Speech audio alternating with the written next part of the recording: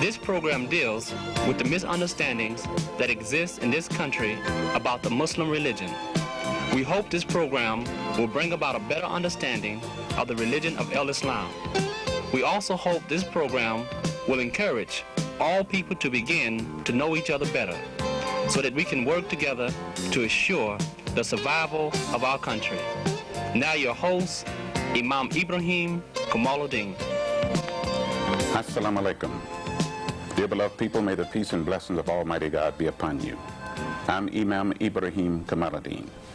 I'd like to welcome you to another 30-minute session of the American Muslim Mission in Focus. We want to thank you for tuning in on us, and we hope that you will stay with us through the whole program, because we have some very interesting and special guests we want you to meet. Our very special guest is Imam W. Dean Mohammed, who is the resident Imam of the Masjid Honorable Elijah Muhammad in Chicago, Illinois. And I believe that most of you are familiar with Imam Mohammed. He is a Muslim, and he teaches the religion of Al-Islam. We are believers in the Holy Quran and the Sunnah of Prophet Muhammad, which means the life works of Prophet Muhammad. And you'll find that Prophet Muhammad was on the earth 1400 years ago, and he received the last divine revelation from Almighty God to all of mankind. So he was a universal prophet.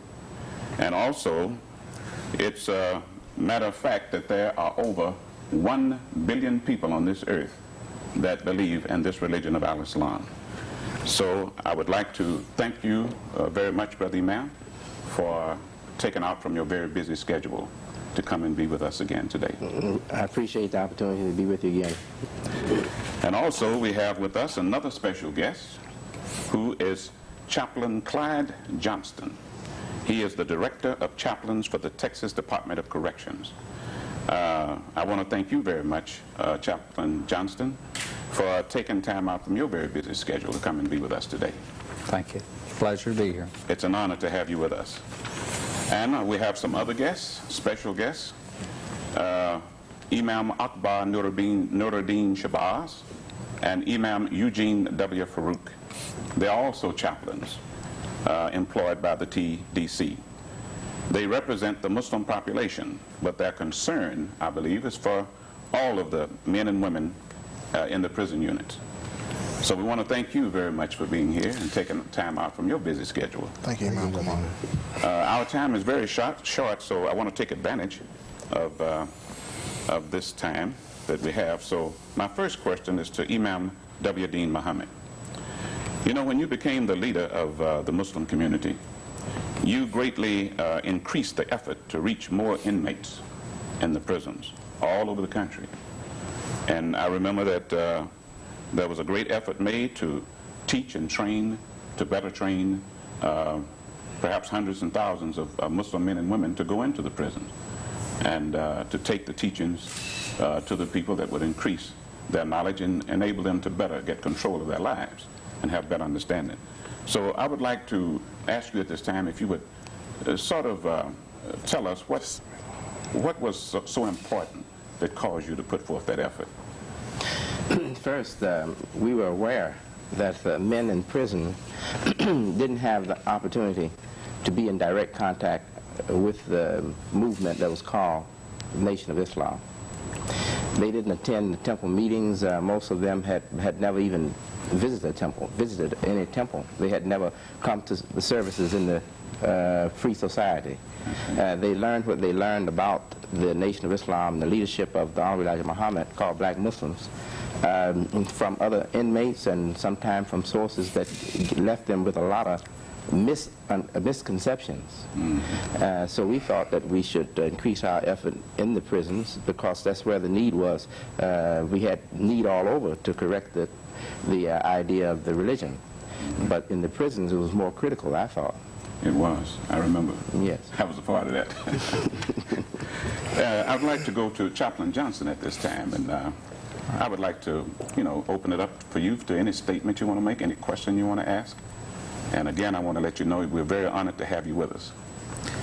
Thank you. I just want to say it's a pleasure to be on the rostrum with Brother Mohammed. I have followed him during all the years that he has been the leader of the American Muslim Mission.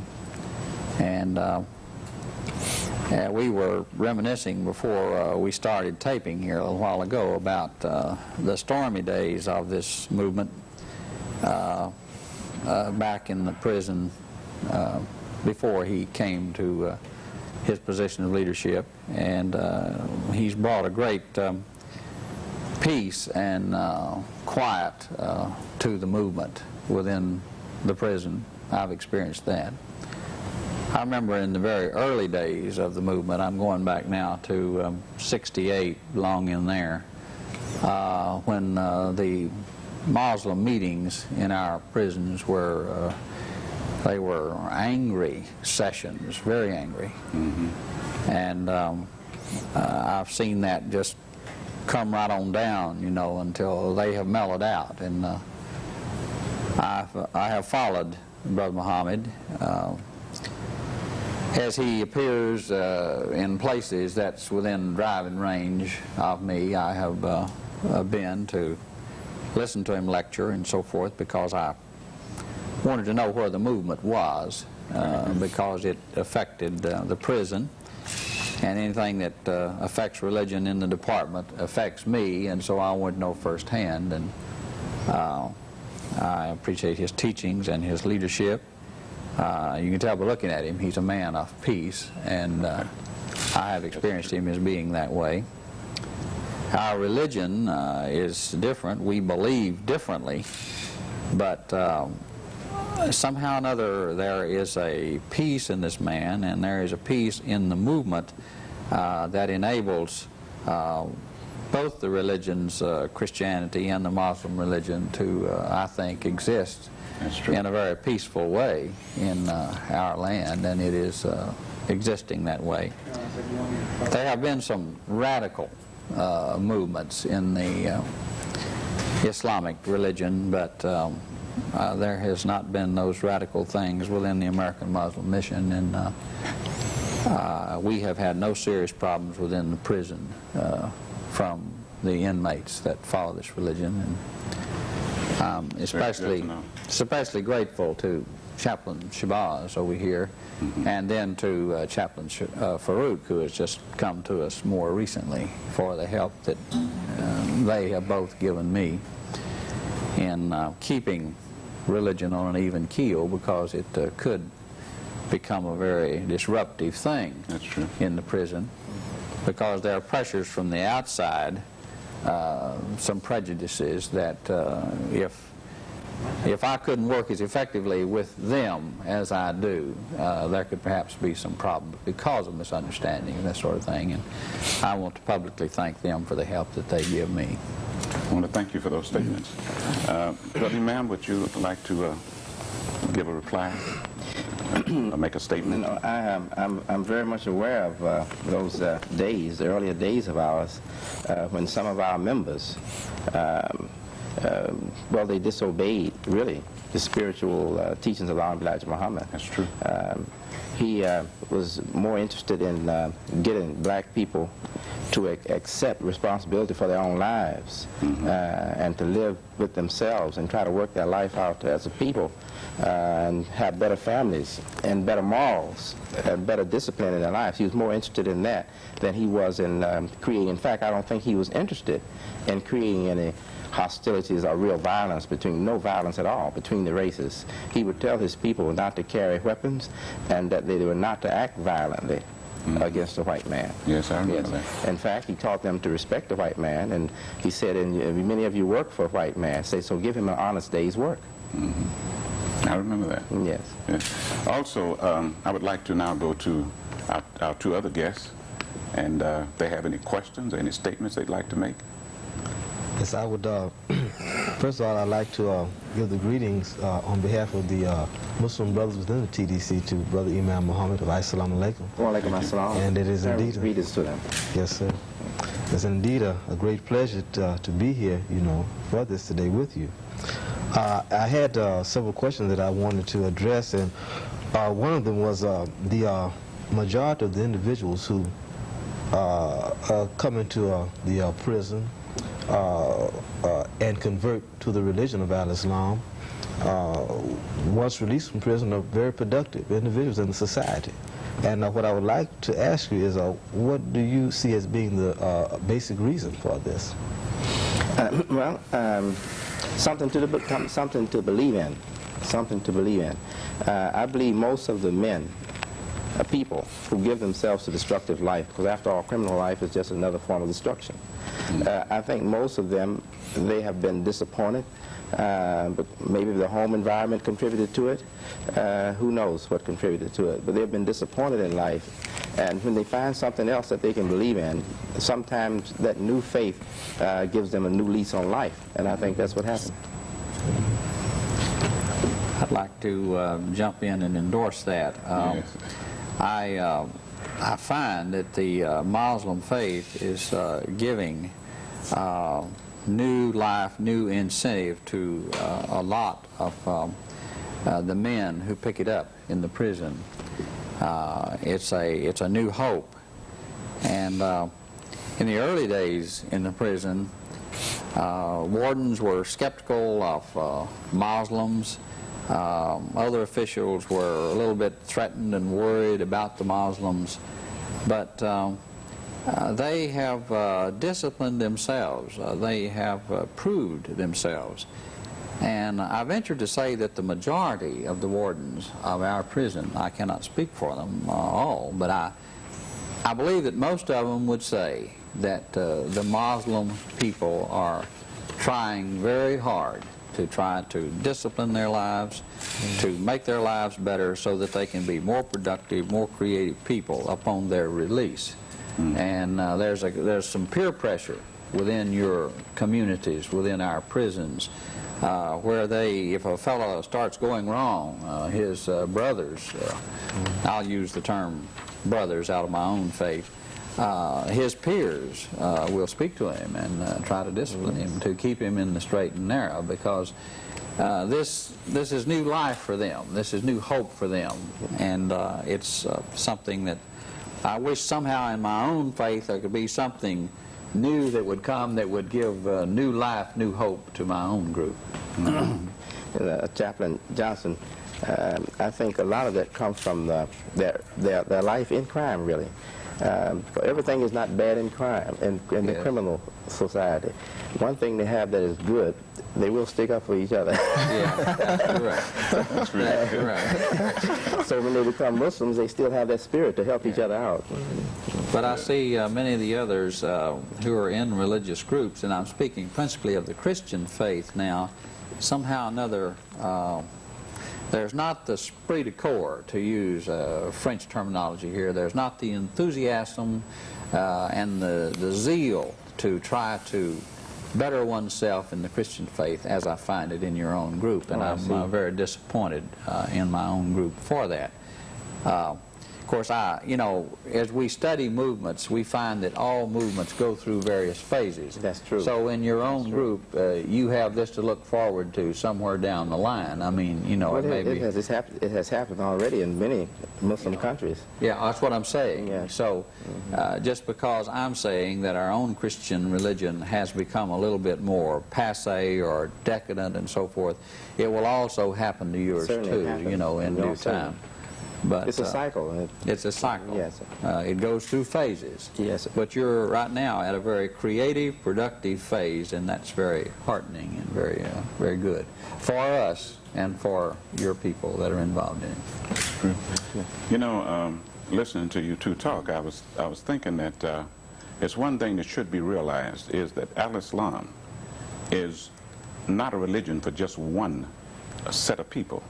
Yes. But it's a religion for all of mankind. It's a universal religion. Right. And every human being can benefit from it. Right. And I think that... that's very important, especially for yes, the inmates, men in prison, right. And those in the streets who I think kind of identify with those people who've given up on life, That's right. who don't have any hope. That's very important what you're saying, because many of them think that the religion Islam is some kind of cult. That's right. That's what even a criminal cult. Some of them thought it was a criminal cult. That's right. Yeah. And I noticed that some of those ideas are still being projected to the people. you know, as though to keep some kind of animosity between people. And I think this communication, this is one of the reasons why I'm very happy and pleased that we were able to meet together here like this, because this will make people realize that all it takes is communication. I believe so. And I was telling someone, and I think I heard you say this, that this problem that's going on in the world between people, you know, like Jews, Christians, and Muslims, or whatever. I heard you say once that if all of these people would really live up to their religions, you wouldn't have this problem. That's true. You see, because all the religions are basically good, you know. And all the religions are pure. Yes. The religions you mentioned are pure. Yeah. In their essence, they are pure. Right. So I think it's just proper communication. Unfortunately, religion becomes a political encampment. It becomes something around which we organize to accomplish deviant things. You know, it's a focus around which we are able to gather together and so forth. And that's very bad, very sad. It is. Of course, I believe my religion, the Christian faith, is the greatest religion in the world. But I believe in the freedom of religion. As a Baptist, you know, the leaders of this country were Baptists, and they were very staunch believers in the freedom of religion. And so I believe that every person has a right to believe what they want to believe. And so I'm just as concerned that you have a right to believe what you believe as I have a right to believe what I believe. And I do not sit in judgment on you, as I hope you do not sit in judgment on me or my people. But it is beautiful and wonderful for us to be able to work together in harmony.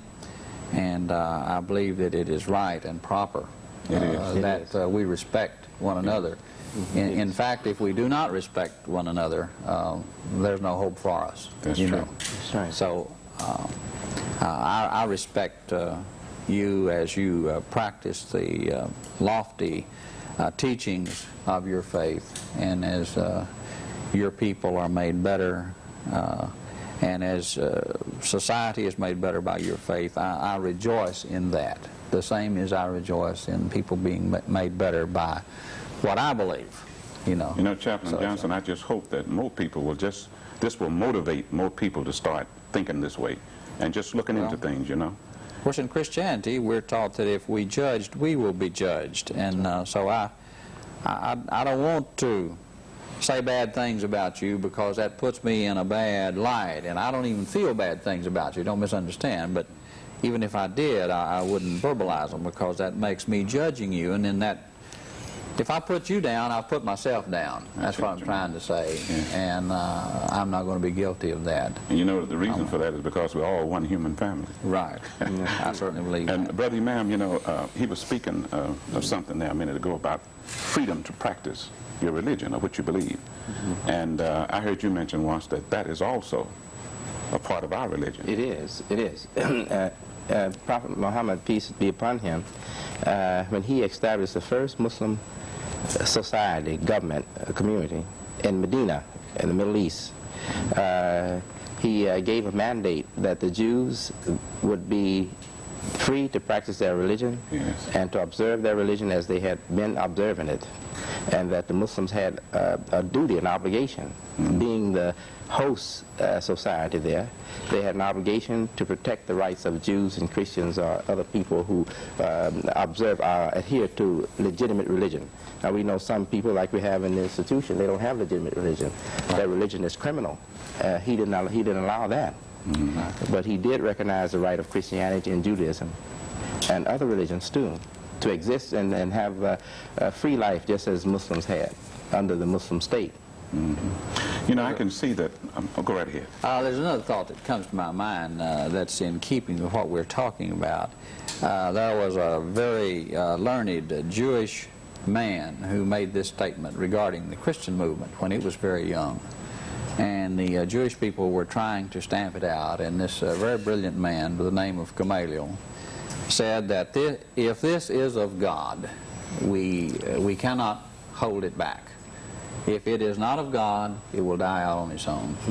And so as I look at your group, I say, if you are truly of Allah or God, we'll not be able to hold you back. And I'm not trying to hold you back. You cannot be held back, put it that way. If it is not, it will die on its own. It will. It will go the way of the world. Yes. I see we're getting so wrapped up in this, we're leaving out our other guests. Do y'all have any more questions that you'd like to? Yes, I have one. Right, go ahead. I also would like to bring the greeting from the brothers and take the form of correction to Imam. Greet them first. Yes, sir, I will. There seems to be a growing concern, not only in Texas but throughout the country, of female officers searching Muslim male inmates. Can you give us some kind of direction on that? Yes, that problem has reached me now for the last 2 years. You know, they've been telling me that is a problem for some, and I know I would feel embarrassed myself being searched by a female. But if that's when you're in prison, you lose your rights. That's right. And you have to accept that when you're in prison, you don't have the rights of free people. Right. That's right. And I think some of the things we can't change in prison, I think maybe it's good for us that we can't get everything we want in prison, because the life shouldn't be it shouldn't be a reward. It should be a punishment. That's right. And it's too bad that some innocent have to suffer too. But that also will apply to wearing beards. That's also a big concern throughout the country on wearing beards. We you know, in most prisons, there's a rule for security reasons, but we have a lot of brothers who are attacking the institution like that. And my advice is that if you have explained that it is your religious belief, that you should wear a beard. And we know that Prophet Muhammad wore a beard and his followers did wear beards. But there are some men who can't wear a beard. And I didn't hear Prophet Muhammad say they are not Muslims because they can't grow beards, you know. So I think what they should do is understand that in that situation, all they can do is appeal to the administration, the warden, ask the warden to allow them to wear. And if they can't get results, then they have to accept those circumstances. That's right. Thank you, Brother Imam. No, I was telling you earlier, as the director of Chaplains, I had followed you around to hear what you were saying so that I could kind of keep up with the movement. I would pose this question to you. Where is the movement, the American Muslim Mission at the present time, and what are the trends? Where are you going, and especially where prisons are involved? Yes. Where prisons are involved, we are really now trusting that men will be in the position of imams within the prisons who are not themselves convicts. They're free men like these chaplains you have here, and that they will have the inmates' concerns at heart. And also the community's concern at heart, and that we will trust them. We don't want to have an administration in the masjid, in the church. And masjid for us is mosque, and that administration is responsible for what is happening in the prison. We rather have men who are accepted by the institution, who are educated, and can perform that service for us and for the institution. Now I'd like to change the question a little bit, and where is the American Muslim Mission going? What are the trends in the movement outside the prison? I mean, where are you going? I don't think it has changed. Not since I have become a voice in the community. It hasn't changed. Our direction is to be a model Muslim community. And for us, a model Muslim community is a tolerant, rational community that want to coexist with all decent people, and especially with Christians, because they are the majority in this country. That's an excellent answer. Thank you very much. Well, thank you, Brother Imam. And we're getting close to the end of our time, so maybe we have time for one more question. Yes, Brother Imam, I have a question, and that's concerning individuals who come into the prison. They come in, they aren't Muslim. Once they get in prison and they hear the teaching of Al-Islam, they accept the religion. And oftentimes they are in there for committing all types of crimes. You have some that are in for murder, and they have the death penalty that they're waiting on. But they accept the religion of Al-Islam. What is the position that is taken in the religion concerning execution? First, let me say this. Muslims feel that no human being has the right, the power, or the right to take life. But the Muslim society, we are duty-bound to respect the law of God, and we execute laws that God has established. And there's capital punishment in the Muslim society. That's right. But it's not us. We don't have the power. It's not our law. That's the law of God. That if you kill, you have to answer for that. If you commit capital crimes, felonies, you have to answer for those crimes. What I would say to men like that is that they should find peace and find solace in their religion if they have really been converted to that religion.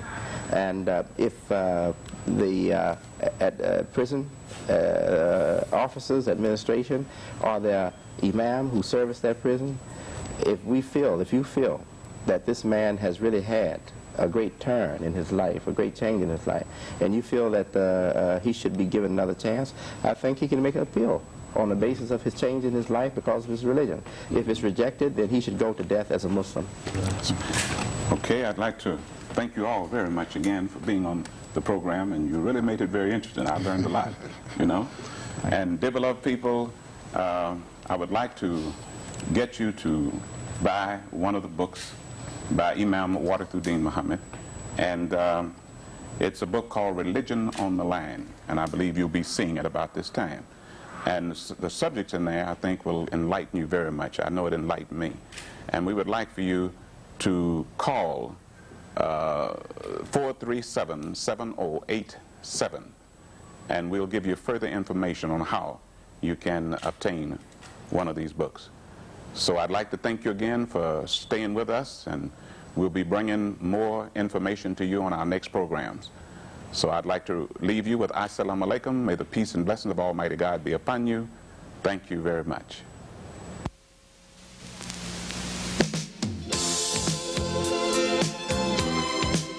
The American Muslim Mission in Focus. This program has dealt with the misunderstandings that exist in this country about the Muslim religion.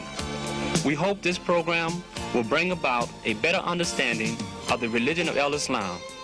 We also hope this program will encourage all people to begin to know each other better so that we can work together to assure the survival of our country.